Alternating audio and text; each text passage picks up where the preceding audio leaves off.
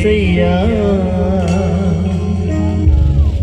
నా మంచి యేసయ్యా యేసయ్యా ప్రియమైన యేసయ్యా. హల్లెలూయా హల్లెలూయా హల్లెలూయా. అందరం కూడా రెండు చేతులు పైకెత్తి హల్లెలూయా హల్లెలూయా హల్లెలూయా. ఇంతవరకు ఆరాధనలో నడిపించినటువంటి దేవుని యొక్క దాసులు ప్రసాదన ఎంతో అద్భుతమైనటువంటి రీతిగా నడిపించారు. ఈ సమయంలో మంగళలో దేవుని పని చేస్తున్న దేవుని దాసు హల్లెలూయా హల్లెలూయా హల్లెలూయా.